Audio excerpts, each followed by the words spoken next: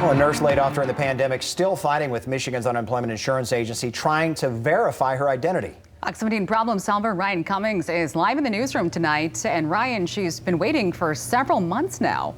6 months so far, Janice, and still no answers. She's back to work now, luckily, but frustrated still that the agency cannot seem to verify who she is.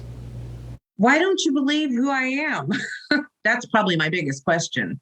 What else can I do to prove to you I am who I say I am? LaDonna Yandell is a pastor's wife who cannot seem to get a response from the UIA. I do not have a familiar name. And if you Google my identity, there's not another LaDonna Yandell in the United States that I'm aware of. She says she sent in her identity document several times, but still no movement on the claim and no money. It's like, what are they doing to try to verify who I am? I've sent them everything that I have. Nobody else has my social security card or my marriage license or my birth certificate. LaDonna's been a nurse for more than 3 decades. She applied for benefits after her former employer shut down entirely last summer. We closed down due to COVID, completely closed the doors. In fact, this last week, they tore the building down. This is what's left of Sanctuary at the park in Muskegon where she worked. The sign's still standing, but the majority of the site's been demolished. The skilled nursing facility closed for good at the end of August. 43 residents were sent to live somewhere else. COVID is one of the scariest things LaDonna's ever dealt with. To watch all of these people who have become so depressed, and I think a lot of older people are dying of loneliness, because they're not able to see their families still to this day. She had 6 weeks severance pay after the layoff, so she wasn't even trying to collect benefits until mid-October. Her monetary determination showed if eligible, she would get the maximum, $362 per week.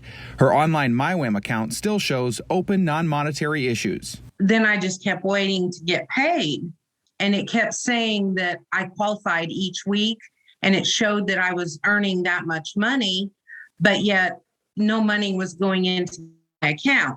She tells me she submitted all of the necessary documents, even her nursing and marriage licenses and her birth certificate from Illinois.